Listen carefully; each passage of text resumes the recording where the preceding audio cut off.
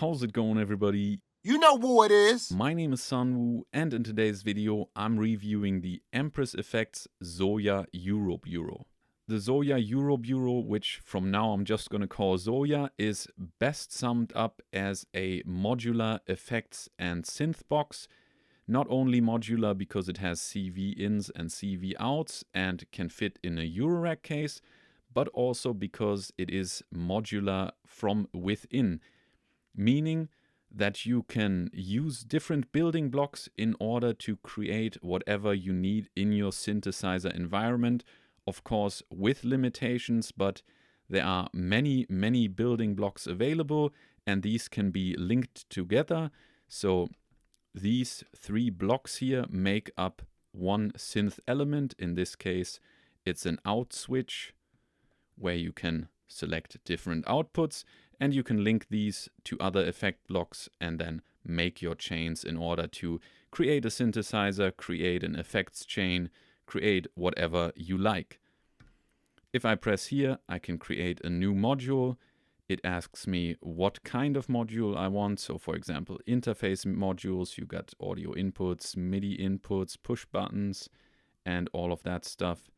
Audio modules, everything you would expect from a synthesizer, for example, oscillator, VCA, filters, delay lines, pitch shifters, mixers, and control modules, which is more of the kind of stuff that you would find in a modular synthesizer. So a lot of LFOs, sequencer, sample and holds. So that kind of stuff, analysis modules, envelope follower. There are also pre-made effects modules. For example, delays, distortions, everything you can hopefully see here on camera. Really nice reverbs. So the Empress Effects reverbs are really known to be good. So the included reverbs here, they're not any different. I especially like the plate reverb, but the ghost reverb is also very good. So many pre-made effects that you can use, but that doesn't mean that you have to use these effects in a simple fashion. You can of course include these in your effects chains and modulate them if you want, or switch between these effects within your chain and so on. So you can make more complicated patches that include these effects. So those are the basics. Of course, we've got the inputs, we've got left and right audio input, left and right audio output, as well as a headphone output that got dedicated push buttons next to them, so you can adjust the volume here. And as you can see, these inputs here are routed to the input of this audio module here. So that means if I click here and there, these modules are linked and I can now see their connection. I could also weaken this connection by turning down the decibels or turning them up, meaning that a louder signal would be fed from here to here. So all of this stuff is quite intuitive in how it works, how you connect different building blocks. I'm not going to go into detail of how this is done. I'm sure there are better videos out there that explain to you how to create these patches and such. What I want to get into is what I think is the bottom line. Who is this for? What do I like about it? And who may it not be for? And yeah, we begin by analyzing this patch that I've created. So this is a patch I wanted to make before I got the unit. And that is, I wanted to try to recreate the Chase Bliss mood, which I'm sure many people have tried on this. And actually one of the main ZOIA gurus out there, I believe his name is CM Juck. Definitely check out his YouTube channel. He's got amazing videos and he's created so many amazing patches. Anyway, he told me, if you want a Chase Bliss mood, just get a Chase Bliss mood. But I like a challenge, so in order to learn ZOIA, I tried to do it anyway. And let's see how this patch turned out and what we can do with it. If you know the Chase Bliss mood, it's a micro looper, meaning it records a second loop, or if you turn down the clock time, it's a longer loop, but the audio quality is worse. and then it's got reverbs and delays and so on and so forth. So let's see how I recreated this. Alright, so let's record our first micro loop with some sounds from the OP1 field. I press this button here and then play some notes. And you can already hear there's something going on. Somehow my audio is chopped up, and that's because the Chase Bliss mood has different modes that do different things to your audio, which I have actually implemented here. So the first mode is the envelope mode, and that mode is chopping up your audio, and it has an envelope follower. That means if I play notes now, you could hear that my loop froze in place. So it's repeating the same bit. And now it's playing normal again. So every time I'm feeding audio into the input, it is stagnating. And when I lift it, now it's playing again. So this feature was possible to recreate with an envelope follower and by re-triggering the loop and therefore creating a time stretch that slows down when the envelope follower is getting a signal. Which in itself is pretty cool that you can just build it. I'm by far not a programmer and it took me a long time working on this, but I'll get into that later. I can also edit parameters. For example, how tiny I want these audio chops to be.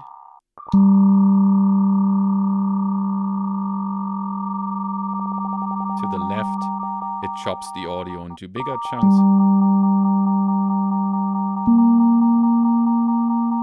Let me load up another.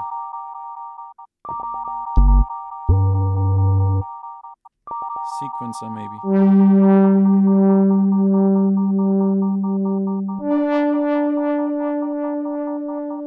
Yeah, I already like this. This is pretty cool that it worked out.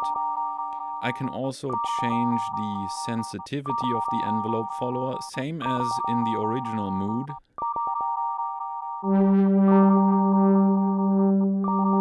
See, now it keeps playing when the sensitivity is on 0. But if I turn it up,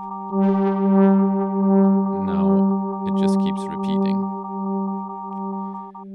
So this is the Chase Bliss Moods envelope mode.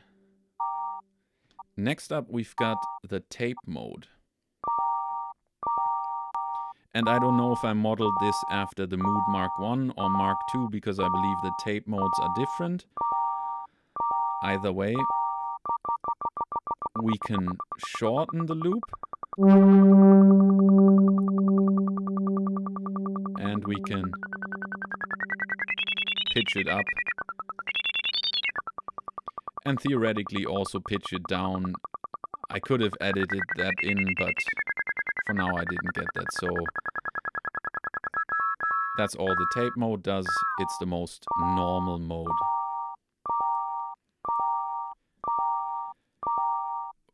Which leads me to something else. Yeah, let's make this more interesting. Of course, the most important part,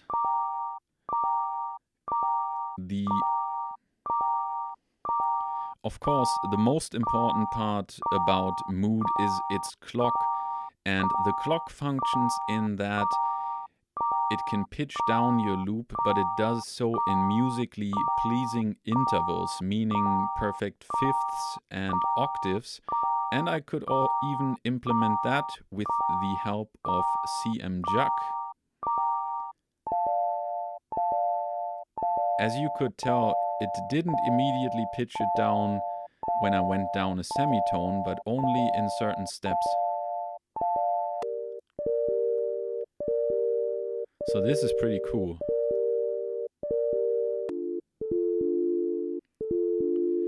Alright, so I've got my loop pitched down a little.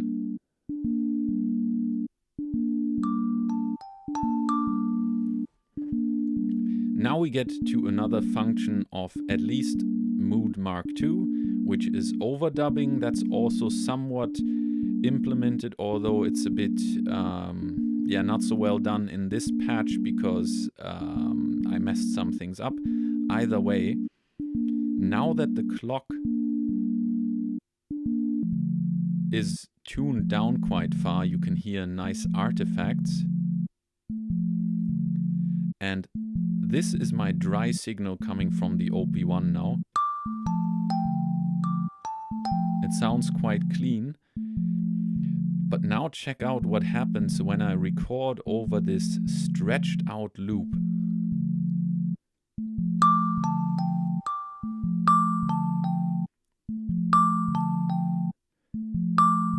Really nice.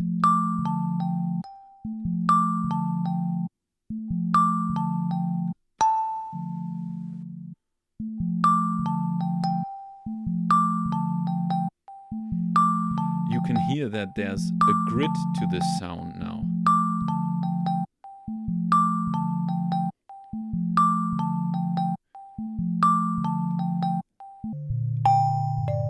If I pitch it down even further and now layer more sounds on top again, this is the clean sound.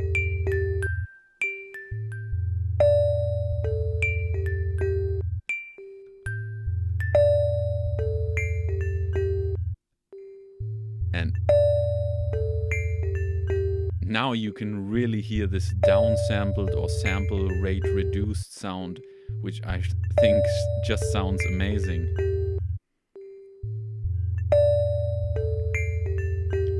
And it's cool to have this without any further processing needed. I just recorded it into this slowed loop, and now the quality is like this.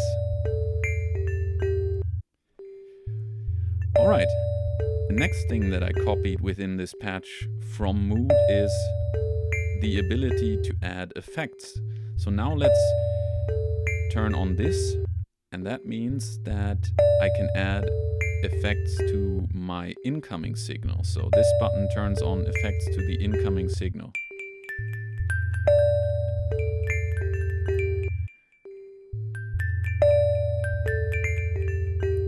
Pretty cool. We got a delay, and we can also change the type of effect. Here I've got a channel selector. Now it will be the reverb.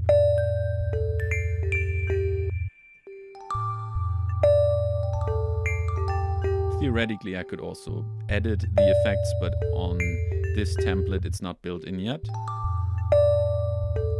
So reverb, delay, and a granulator, which I think isn't set up properly right now. Oh, and on top of that, another thing that I implemented here is that there's a freeze option as well. So let's say here the delay. Pretty cool. So another feature of the Mood is in there. I think the Mood Mark II in this case.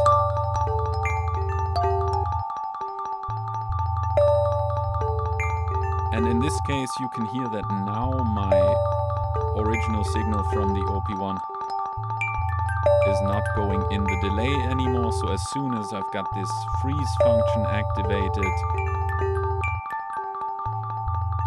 no more signals going into the delay, so it doesn't overcrowd. Alright, now we could also switch to the reverb, and the delay is still going.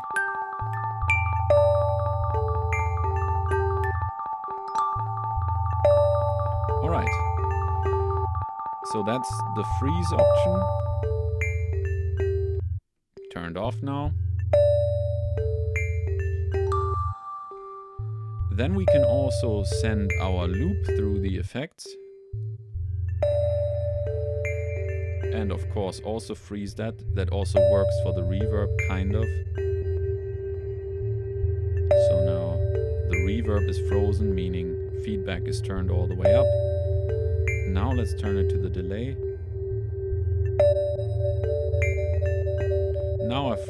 again frozen a bit of the delay. And you can even hear that the reverb is also still frozen.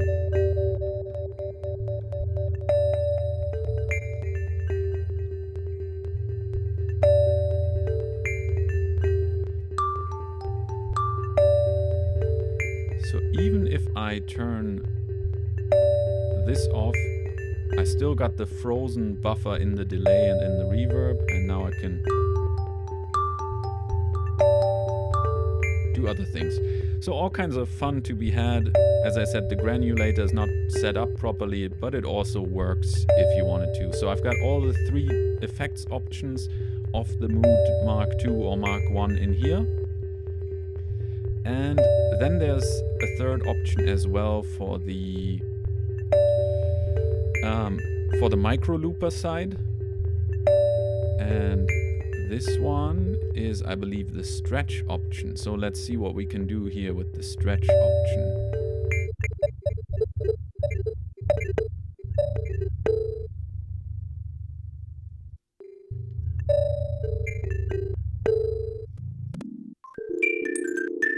Let's turn the clock up a little.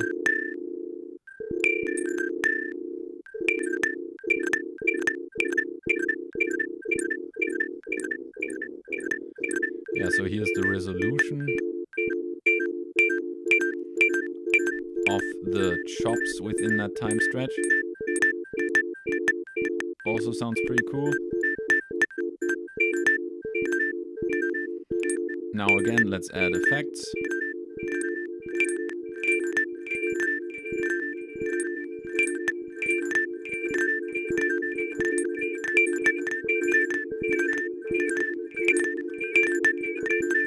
And of course, if we wanted to, we could also delete the loop. Turn this off as well. So that's one thing with which I really struggled. I wanted to implement the functionality of capturing the micro loops as it is done in the Mood, meaning that there's a buffer that is always recording and recording over itself until you hit the button, when whatever is in the buffer is then captured and stays there and is not overwritten again. And this functionality I really couldn't make happen using the modules in the ZOIA. There's one module that they have added in the beta firmware, which is a sampler module. Right now I'm using the looper module to capture all of this, but they have added a sampler module which might be able to do that. I'm not 100% sure, because things get complicated. If you make a complicated patch like this and you want a very specific thing, it can happen that you just can't make it happen just because a certain module is built in a certain way that it won't react in a way that you want it to react to. And that brings me more to the review part of this video. This patch here, I've been working on different iterations of this patch. I don't even know anymore if this is the final one, because there are so many iterations of this patch in this list. However, I worked on this patch, I think, for more than a week. My back was out once again and I had to lie down anyway. So I just used the ZOIA and was experimenting straight for a week, morning to evening, in order to make this happen. I was obsessing over it and tried to make this patch happen in some way. And as you can see, in a way, it's quite successful. There are many functions that you expect from the Mood Mark II and how they work. Like, I find it cool that that envelope follower thing is working, and I can switch between the different effects and I can freeze them and so on and so forth. But of course, I don't get exactly the same experience that I would get on the Mood, for example. However, this thing could create many more patches than just this one. And yes, it's a very, very ambitious patch because there are so many different things interacting with one another. So probably for making my first patch, that was a bit too ambitious. Nevertheless, I think I learned a lot doing this, and it also showed me what the ZOIA can and what it can't do and what you just shouldn't expect. And one thing you shouldn't expect is to have a pedal in mind and just go about and recreate it 100% function for function, because some modules might just not allow for a certain function that you want to implement in a certain way. But what you can do is you can approximate whatever you are looking for in the best way possible, and probably while doing that even learn something new that you could implement in other patches, maybe different patches that you think of yourself. So there are so many possibilities of creating things. You can turn this thing into a drum machine, into a synthesizer, into a simple effects unit. You can just use the built-in reverbs or delays if you want to, and already get a lot of use out of it. And also this would make a great complementary module for any Eurorack system, I think, because not only do you have the CV ins and outs, which you could use to do anything basically with CV logic modules, you can use sequencers to send out gates, you can create envelopes, basically anything you can do with CV, while at the same time having these audio ins and outs. So you could also process the audio from the Eurorack system, send it through effects, or create granular soundscapes, delays, whatever you can think of, and you can do that all at the same time. And on top of that, you got the MIDI TRS in and output, which means you can also use it as a MIDI interface for your Eurorack setup. So there's a lot packed into this small unit. Of course, there are some limitation when it comes to the CPU. As you can see right here, my patch is near the 100% mark, and when I start recording something and playing it, it is around 100%. It can go slightly over without doing any damage, but it shouldn't go much further. So there are these CPU limitations.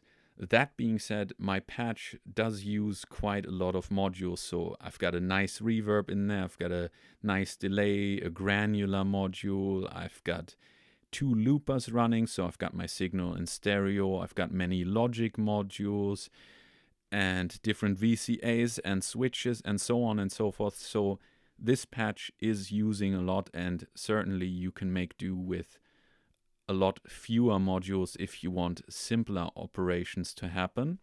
And regarding the MIDI TRS ins and outs, you can also control everything you are doing here. So for example, when I went through here and selected this and turned this knob, I could control everything from MIDI. So I could send MIDI CC messages to all of these buttons or all of these encoders in here, and make this a lot more accessible for myself from an external MIDI controller. So that's all possible and would make sense if you are using a patch that is a regular go-to patch and that you want to easily manipulate back and forth. Then you could do that via MIDI. Of course, you could also do that from the CV input. So with the CV, I could, for example, control the dry wet of my reverb, or I could send CV clock signals in to clock an internal sequencer here. So there's a lot of control that can go into the unit as well as come out of the unit and control other things. So it is highly, highly flexible in my opinion. And I think being highly flexible is a great segue into the cons of this unit. Because it is highly flexible, it can also be very complicated. As you can see, when I skip through this patch, there are a lot of blinking lights and you may not know what is happening here. Of course, I made this patch and luckily I didn't make it too long ago. However, if you get a patch from someone else, for example, download it from patch storage, and the person didn't make a good manual for the patch, it is very difficult to understand what is going on and difficult to see where do I actually make my changes, which buttons do I want to affect, or which ones should I better not touch in order not to mess the patch up. So that is really the downside of the ZOIA, in my opinion, is that it is very difficult to work yourself into a new patch if it isn't done right. And even if you've created the patch and you haven't looked at it for a while, it can be very difficult to find your way around. Yeah, and just know what's going on within the patch. So that's the major downside. However, if you say you work with this as your main unit, so you use that really every day and create a few go-to patches or work on your patches regularly, then I'm sure you can learn the patches very well and make them work for you. And as I said, you could assign them to MIDI controllers, so in your patches you always know which MIDI controller is assigned to which function and make them logically and work for you. But as a beginner, it can be very, very overwhelming to work with this unit, especially for people that are new into synthesizers. I wouldn't recommend the ZOIA. Yeah, for newbies, definitely this isn't the unit. But if you are into synthesizers and have experience, you know what all the separate elements within a synthesizer are doing, and you know your way around logic modules somewhat, and you want more out of your devices, you have ideas and you want to put them to work and make them reality, then I think this is a great device. And what I just thought is, while looking at my Octatrack that's also on the table, I think this is the pedal / Eurorack equivalent of the Octatrack, because it can do so many things. It will frustrate many people, but those that get it will probably have a lot of fun with this and always come up with new things that they can do with it. Yeah, and I think for those people, therefore, the ZOIA could really keep on giving for a very long time, just because it is so open-ended. And whenever you have an idea, you say, oh, okay, well, I want to do this and that. Wait, let me try that out. Let me connect this thing to this thing and see what happens. And you could stumble upon happy accidents along the way that maybe lead to a new patch that is more formed and finished, which I think is a really cool thing. For example, while doing this patch, I stumbled upon this effect when having two loopers that are alternating, that are also changing their tempo. A really interesting effect happened, which right now doesn't seem to be working, of course. Ah.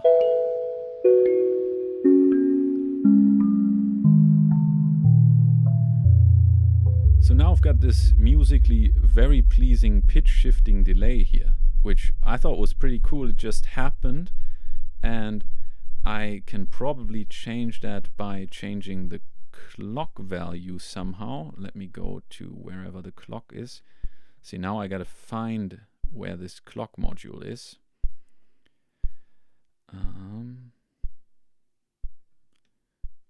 It is connected here, so I can probably now change the interval of these delays. Yeah, now they're going up instead of down. Whoa, that's nasty, sorry.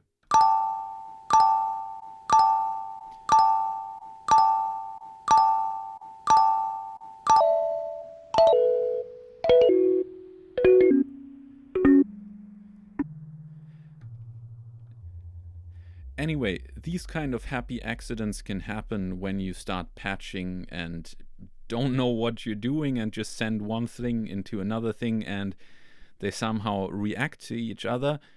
Of course, that can also go in the opposite direction. You can try something very hard and you think, oh, this gotta work, but then in the end it just won't work. So it's a fickle device. It's a super, super powerful device. Again, as I said, it's like the Octatrack.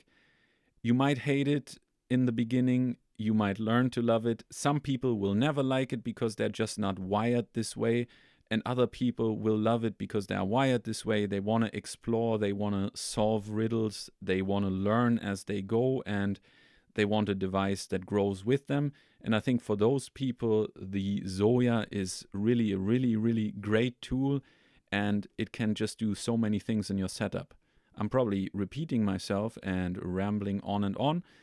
Either way, How about we have a look at some other effects that are built in? Of course, I already overrode a few of those, but for example,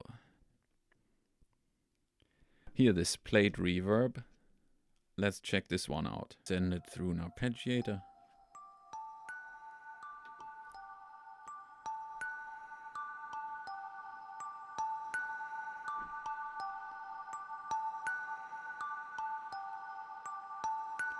So you don't have to use it as a complicated multi-effects thing where many things are going on at the same time.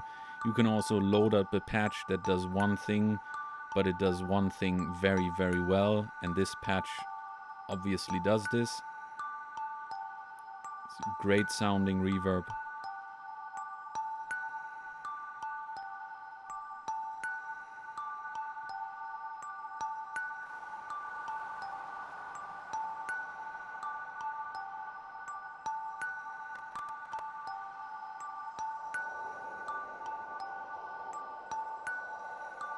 And you know, sometimes, so this is one of the default patches.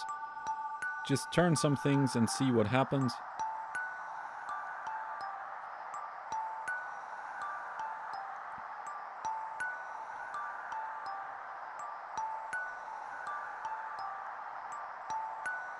And I say this patch does one thing. Yes, it does. It's a reverb, but as you can tell, there are a lot of parameters to adjust, and under the hood, it's very, very complicated. But yeah, really cool. Let's have a look at some other patches here. Oh yeah, here's a VU meter, for example, of some kind.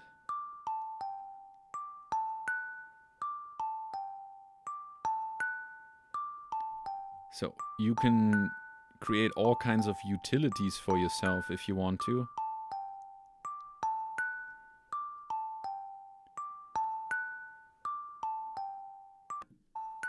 Let's see. Ah, crazy XY pad.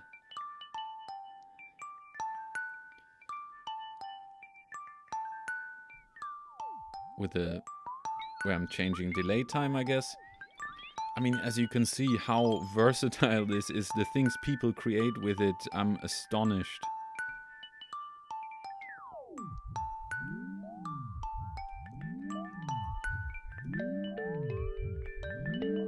Alright, next patch.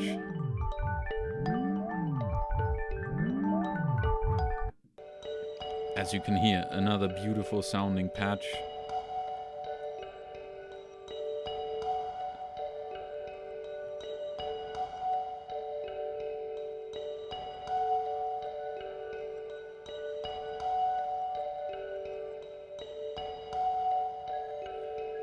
So what do I do here? Ah, I got a tap tempo here.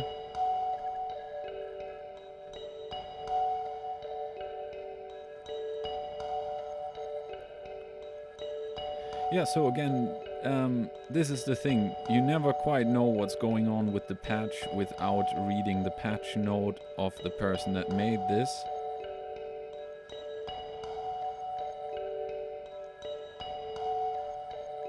But it sounds nice.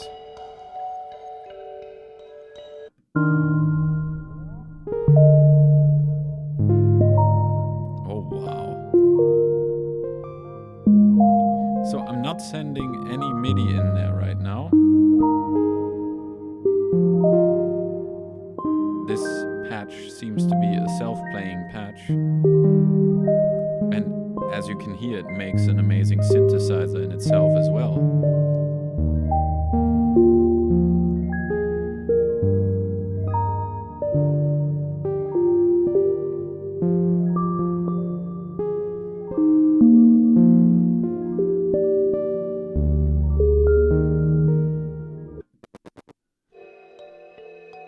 This sounds like something I would hear on a Korg Triton or something.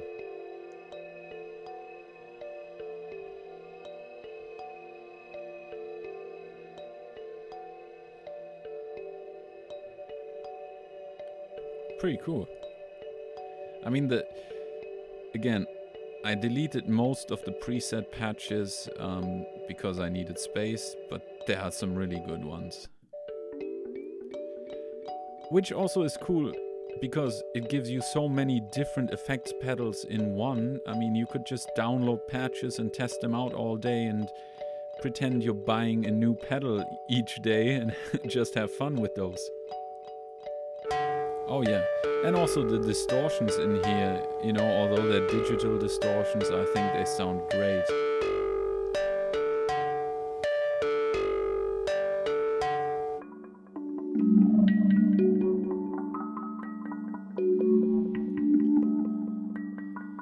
Also sounds nice.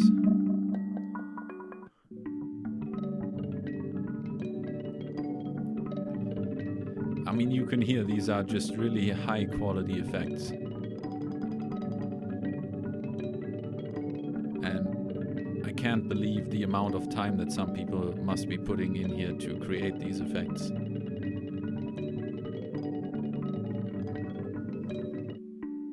I hear another Chase Bliss knockoff.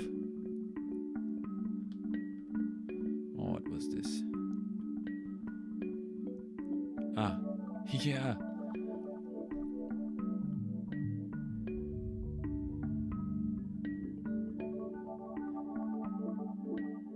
I mean, tell me this doesn't sound amazing.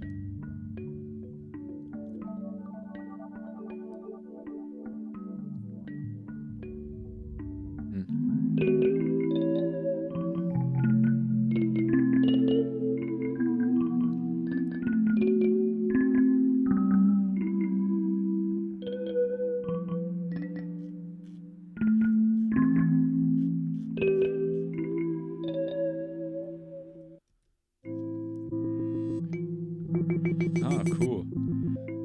So I can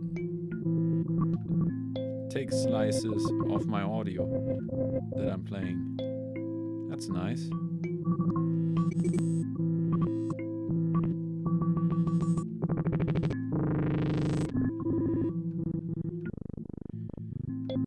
So an instant glitch machine. Oh. I mean, that's just crazy.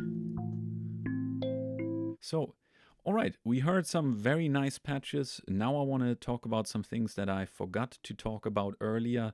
One thing being the display is very small. I believe that has been mentioned in a few other reviews before.